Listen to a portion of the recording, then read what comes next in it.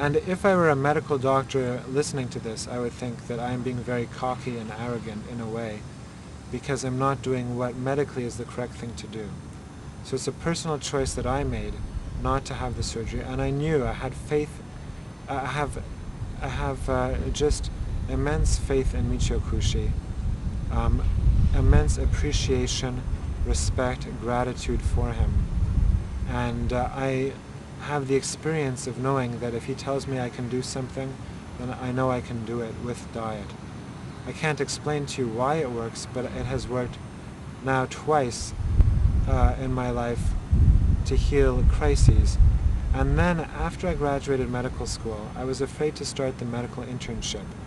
Because of the hours and the intensity, I thought I might get sick again, but I knew I had to do it. I did the internship, working 36 hours in a day, 36-hour shifts every 4 days, 12 days in a row without a break, 80 to 100 hours a week on many months. And sure enough, at the end of the internship, I was sick again. I had the colonoscopy, and it showed not only was I sick, but I now had early colon cancer in my colon. So of course, immediately, the medical appropriate thing to do is to remove the colon. And not just the piece, because of the ulcerative colitis, the indicated and the recommended treatment was to have the entire colon removed, the rectum and the colon, everything. And again, I was very scared because I knew cancer was dangerous. I was very discouraged because I had dealt with cancer already in my brain, and I was just ready to give up. I didn't want to deal with cancer a second time. So it took me a couple of weeks to just accept what had been diagnosed. And then immediately I went to Michio Kushi and told him what the situation was. He looked at me carefully, he examined me, he listened to the story, and he was fairly confident. He was confident that we could heal this with diet. And again, I implicitly trusted him. I do trust him. And I thought, if he says I can do this, I can do this. So I ate a very special diet with a special remedy. And sure enough, at 6 months, the mass was very, very small, less than 10% what it was. And there was no cancer or early cancer in any of the biopsies, no dysplasia.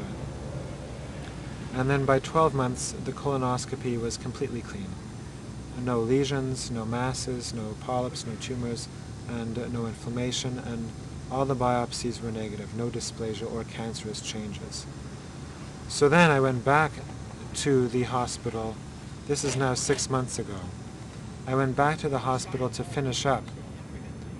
And again, which was 1 month ago, after 6 months being back during residency, I began to get symptoms again. I was not eating properly. I was working many long hours, not sleeping enough, eating hospital food, which is often the least healthy food you can imagine. Ironically, it's very sad, and that can change, and it should change. But I was eating hospital food, I was eating donuts, because I was stressed, and I was craving sweets, and I was working very hard. And if they had had macrobiotic options, I would have chosen them. But because I was very hungry and stressed, and that's all the food there was in front of me, I was eating food that was not good. I started to get a lot of pain 6 months after doing that, and again the symptoms of the diarrhea. I went for the colonoscopy a month ago, the first week in July, and then I had to leave the next day for a conference in Europe, a macrobiotic conference I was lecturing at. And when I came back the week later, the doctor had left a message on my answering machine that the biopsies were not good. It was a very dangerous situation. I need to contact the surgeon immediately. The tumor, the cancerous changes had returned at the same place, and now I had to go have the colon out for sure. He'd already talked with the surgeon, had dictated a letter, and told me I must do this immediately. So again, one more time, now it's the second time the cancerous changes in my colon. I called Michio. I arranged to have an appointment with him, which was last week. He gave me the diet. He, first of all, said yes. He smiled. He said, yes, we can do this. And again, I trust him. So for now, I am not having the surgery. I am doing a strict diet again, maybe not this week because I'm at the conference, but certainly when I get home and I'm able to, I will eat properly again. And even though I know this is what I would recommend to my patients to have the surgery, this is what I would recommend to friends and family, it's the appropriate thing to do medically, I'm not willing to do it right now. And yes, I know there are many people who have had the procedure and live very happy lives. It's still, having the procedure is a major life-altering event. It's major surgery, has certainly many risks for surgery, and also your lifestyle after that is to have 7 to 10 loose diarrhea every day and to have to sleep with a pad in your underwear in case there's leaking at night. So I would rather not do that right now. I'm not going to be an idiot about it. I'm going to continue to work with my doctors, but I intend to heal myself with diet, and this time to be strict about it and not be foolish. And I realize I cannot, unfortunately for me, it's like someone with diabetes, I have to always watch my diet. It's not fun. I can't go out with my friends the way I would like to. But certainly there are enough people that are respectful of the diet, who practice macrobiotics themselves, that I can make another community with these people and still interact and have friends who will eat whatever they want. And I'm not going to preach this. They know through me what it's done for me, and that I must respect my health and eat this way. So what is the message I have for other people? As a physician and as a patient, I can say that there's definitely a vital role for medicine and for doctors in healing. Often there are crises which must be dealt with immediately, and the medical profession is invaluable. Yet, we are less successful with long-term chronic diseases.